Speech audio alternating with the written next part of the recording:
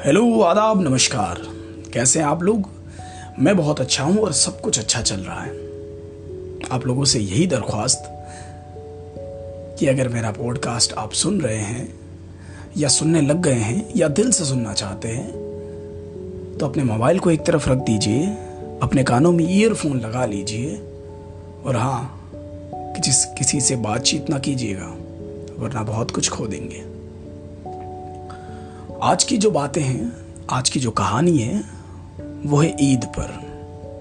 कई सारे लोगों ने मुझसे सवाल किया कि आपकी ईद कैसी रही। बड़े ही मोहब्बत के साथ में उन्होंने सवाल तो कर लिया, पर मैं रहा निशब्द। मेरे पास जवाब नहीं, क्योंकि मुझे लगता है कि यह कैसी ईद है। मैं कैसे लोगों को बताऊं कि आज ईद थी और मैंने ईद मनाई है। हाँ, ईद की खुशी तो थी, पर ईद वाली खुशी नहीं थी। सारी ईदगाह वीरान और जहां मेला लगता था वहां था सुनसान। किसी से मिल नहीं सकते, कहीं जा नहीं सकते, किसी से मोहब्बत के मारे गले नहीं लगा सकते। बस चुपचाप अपने मोबाइल को घूरते रहो, अपने घर में चुपचाप बैठे रहो।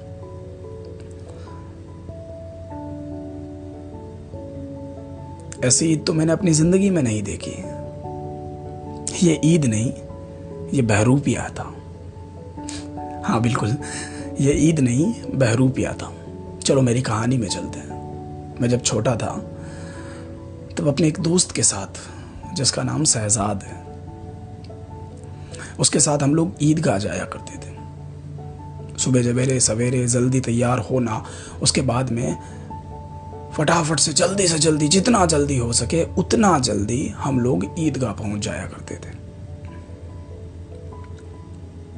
क्या माहौल हुआ करता था। पूरी की पूरी ईदगाह लोगों से खचाखच भरी हुई। सबके लबों पर हंसी और खुशी। कहीं एक कॉर्नर में एक इत्र वाले बाबा सबको फ्री में इत्र लगा रहे थे, तो वहीं दूसरी तरफ एक लड़का अपने हाथों में काजल लिए सबकी आंखों में सुरमा लगा रहा था। सामने की तरफ इमाम साहब बयान कर रहे थे और सबको अच्छी बातें बता रहे थे। चारों तरफ खुशी का माहौल। ईद की नमाज शुरू हुई, सब ने ईद की नमाज पढ़ी और ईद की नमाज ख़त्म होते ही सब ने एक दूसरे को बड़ी ही मोहब्बत के साथ गले लगाया, मुसाफा किया और इतनी मोहब्बत के साथ में सबको ईद मुबारक कहा। मैं और मेरा दोस्त शहजाद नमाज पढ़ने के बाद भागते हुए घर पर आते और रास्ते में ही प्लानिंग हो जाती थी कि देख, जल्दी आना है, सबसे पैसे ले लेना, अपनी ईदी कलेक्ट कर लेना और हाँ, जितना जल्दी हो सके उतना जल्दी हमें ईदगाह वापस आना है। अब पहुंचना तो सबको है, पर हमें बचपन में बहुत ज़्यादा जल्दबाजी हुआ करती थी।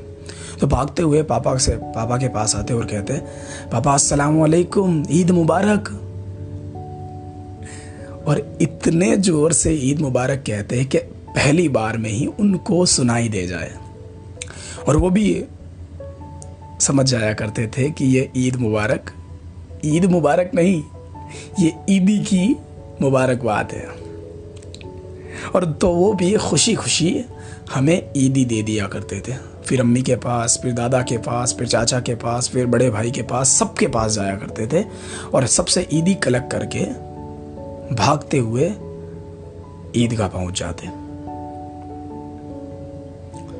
ईदगाह पहुंचने के बाद जब हम लोग वहाँ पर मेले में बहुत सारे जो ठेले लगे हुए होते थे उनसे बहुत सारा सामान खरीद लेते। कुछ स्नैक्स, कुछ मिठाइयाँ, कुछ नमकीन, कुछ पकोड़े और जो भी अच्छा लगता, जो नज़र आ जाता, पूरे साल जिसको घूरते थे कि काश ये मिल जाए तो इसे खाएंगे। तो उसे देखने के लिए बस उस ठेले के पास खड़े हो जाते और वो सारा सामान खरीद लेते। हमारा पेट तो इतना सा हुआ करता था, मगर वो खाना बहुत सारा। भागते हुए ईदगाह की मीनार पर जाते, सबसे ऊपर चढ़ जाते और बैठ करके उसे खाते।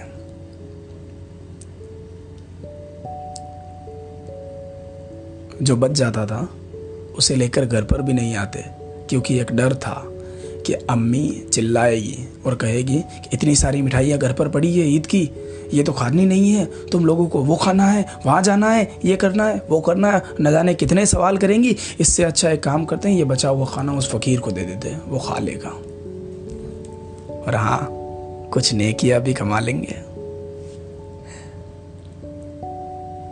फिर क्या, वहाँ से दे करके फिर घर लौट आते और जो भी मेहमान घर पर आता उनसे जोर से अस्सलामुअलैकुम कहते और उनसे ईदी मांगते, और वो भी बड़ी ही मोहब्बत के साथ ईदी देते।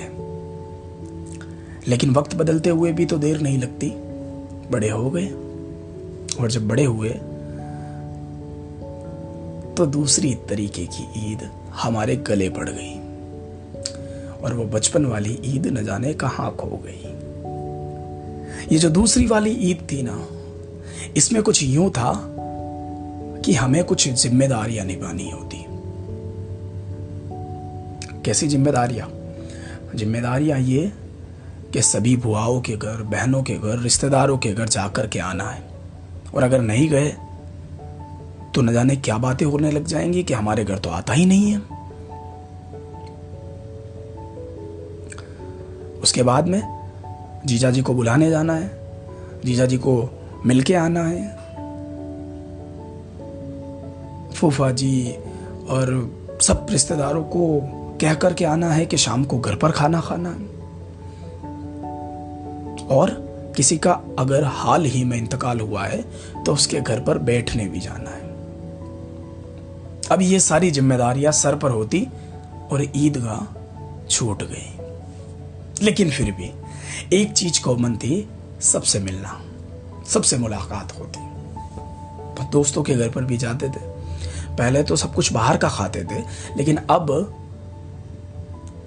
सब दोस्तों के साथ बैठ करके खाना पड़ता था। और फिर इस साल वो भी खत्म हो गया। एक बीमारी ने हमारे त्योहारों में भी फेरबदल कर दी। अब किसी से गले नहीं लगना, किसी को मुसाफा नहीं करना, किसी के घर नहीं जाना।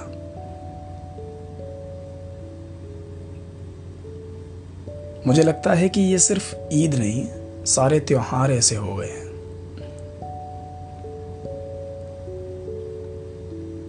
हम सब जानते हैं कि ईद का जो शाब्दिक अर्थ होता है वो होता है खुशी, लेकिन इस ईद खुशी ही नहीं थी। सुबह जल्दी तो उठे, पर ईदगाह जाने के लिए नहीं, वक्त पर नमाज अदा करने के लिए।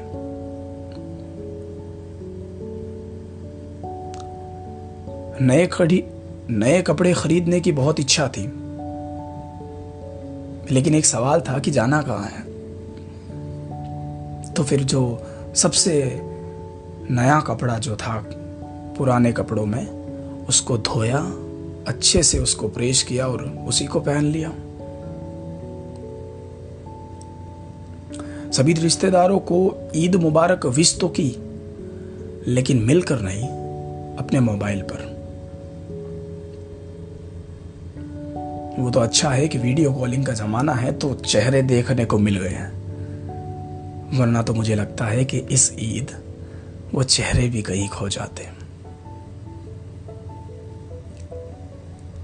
सब लोग पास होते हुए भी दूर हो गए। सब लोग पास होते हुए भी दूर हो गए और हम अकेले ही ईद मनाने को मजबूर हो गए।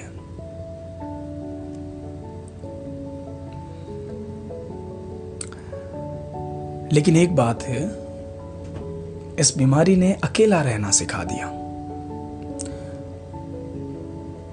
कई सारे लोग जो एक दूसरे पर निर्भर थे, जो ऐसा सोचते थे कि यार अगर वो ना हो तो कुछ नहीं। आज वही लोग, सब लोग अपने घर में अकेले खुशियां मना रहे हैं, ईद मना रहे हैं।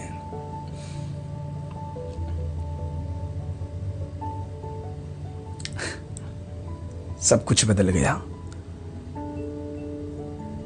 इसीलिए तो सब लोग कहते हैं, और मैं भी यही कहता हूं, कि जो पल तुम्हारे साथ हैं, जिस पल को तुम जी रहे हो, उसको खुशी से जिया करो। ऐसा ना हो कि फिर कभी अपनों से इस तरीके से दूर होना पड़ जाए।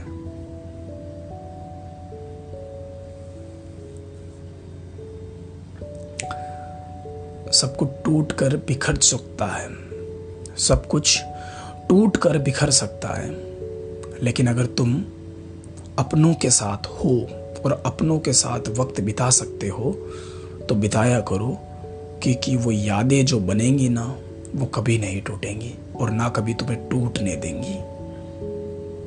बस कुछ इस तरीके से मैंने ईद मनाई, जबरदस्ती।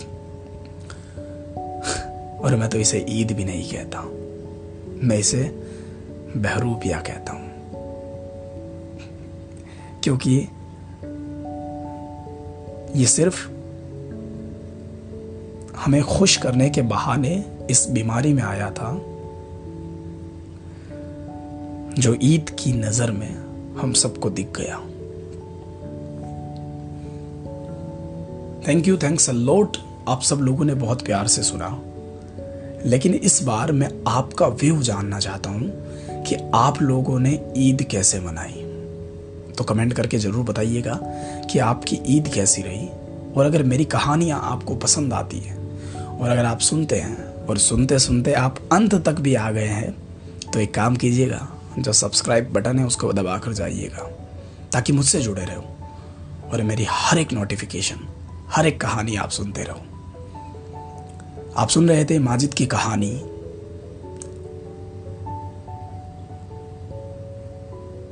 प्यार देते रहिएगा और जुड़े रहिएगा। बाकी कहानी हमें सुनाता रहूंगा।